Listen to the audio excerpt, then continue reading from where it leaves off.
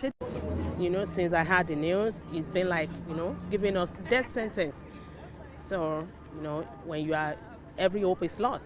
We feel that the courts have been really strict in assessing the case of needs.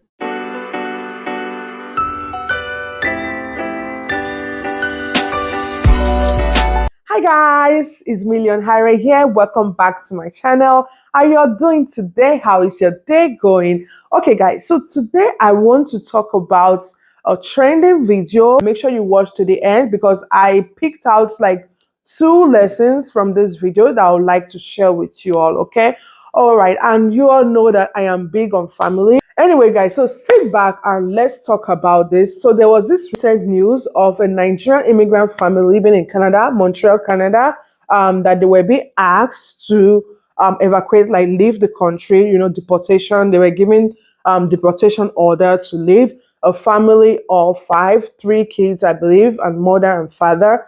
All right. So, but after like few days, because a lot of people came out speaking up for them, and all of that, the government actually granted them 6 months of temporary stay, which is good, right? It is good news. That means they can hear us. That means they know they can hear what is going on, right? So they granted them 6 months.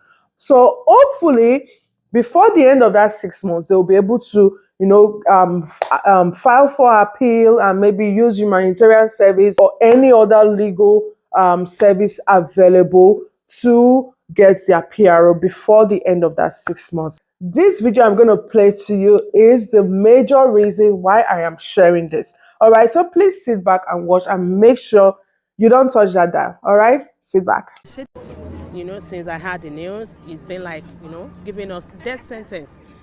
So, when you are, every hope is lost. We feel that the courts have been really strict in assessing the case of needs of protection. So the different courts ruled that their need of protection was not demonstrated enough, which, well, looking at the case, we think is not fair because the family has shown a lot of proofs that they're at risk if they have to go back to Nigeria. We came to seek for asylum because my husband's life was at risk. I just don't understand. Like, they've been here more than 6 years, and they have proven that they are working. They don't depend on government aid. They integrated. So I don't know why after some years, I don't know, 3, 4 years, why, if you've proven that you're a citizen like any other person, why couldn't you just stay on those grounds? When I heard about the case, I felt that was impossible for this family to be removed from Canada and Quebec, especially because they're personal support workers, both of them. They're living and providing services directly to families in their houses. So they go directly to elders and young autistic people, and they give them the services that nobody can give them if they are removed. We're living a concrete shortage of workers in the health sector, and they're the ones providing those services. I have more than 20 clients I attend to. I work for 6 days in a week. My husband works 7 days in a week, doing 2 different jobs.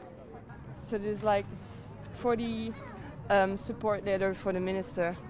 So people just show their support to the family and ask to stop the deportation.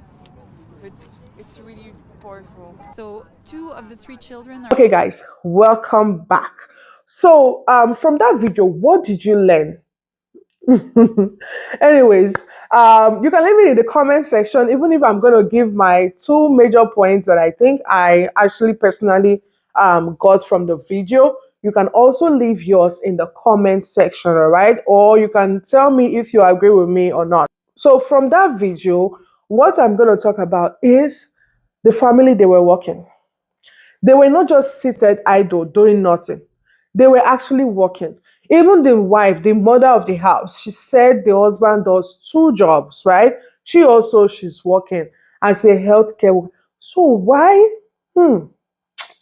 Now I'm thinking, but healthcare route for PRO has been opened. So why did they not qualify?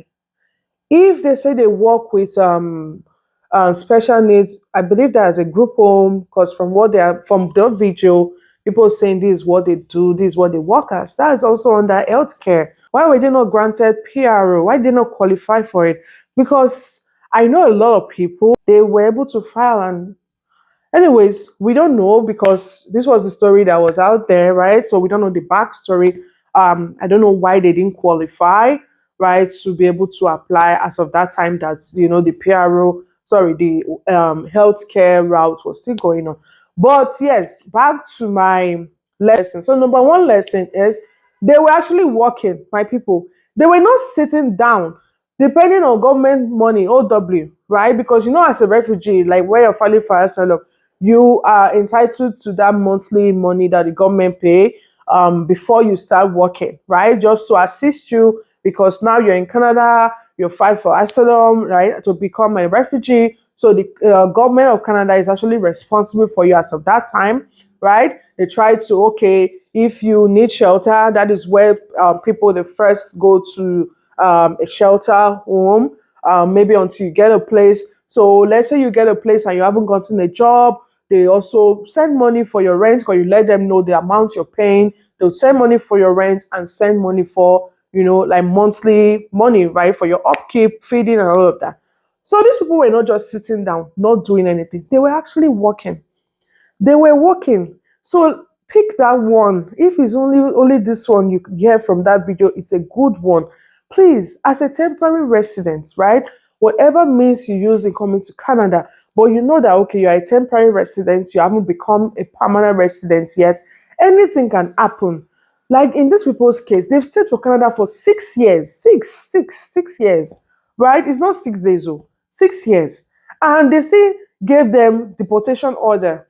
So anything can happen as long as you are not yet a permanent resident. Anything can happen. If you also listen to the other lady that talked, she was one that even raised up, these people, they are working, not that they're not relying on the government, they are working like every other citizens, like a permanent resident, like a citizen, they are working, paying their taxes. So maybe that is also one of the reasons government have considered, right, to give them that extension. And another thing again, if you notice, which is my number 2 point, these people, they belong to a community.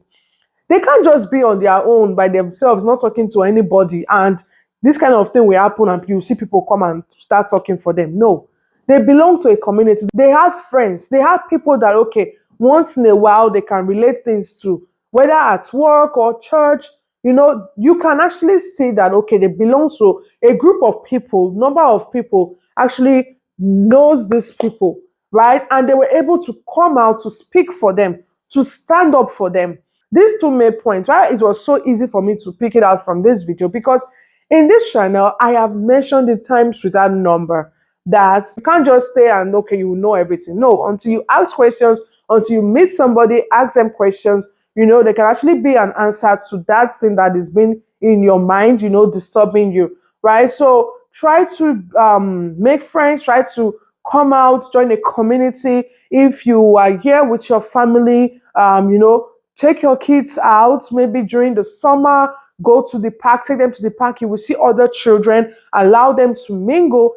So at the end of the day, it all boils down to you, what you're okay with, what you're comfortable with, but do not be comfortable with idleness. Okay, so I think with these few points of mine, yeah, because I think that is only two major reasons I see there, and it's something that I've been saying on this channel. So I'm going to play a video from the Prime Minister of Canada. Just listen to what he is saying about immigration right now. It's really important to understand the context around immigration. Every year we bring in about 450, now close to 500,000 permanent residents a year. And that is part of the necessary growth of Canada. It benefits our citizens, our communities, it benefits our economy. These are the levels that we have stabilized and grown steadily over the past years, because that's what Canada needs to continue to have a strong economy and strong communities. However, over the few years, we've seen a massive spike in temporary immigration, whether it's temporary foreign workers or whether it's international students in particular, that have grown at a rate far beyond what Canada has been able to absorb. To give an example, in 2017, 2% of Canada's population was made up of temporary immigrants. Now, we're at 7.5% of our population comprised of temporary immigrants.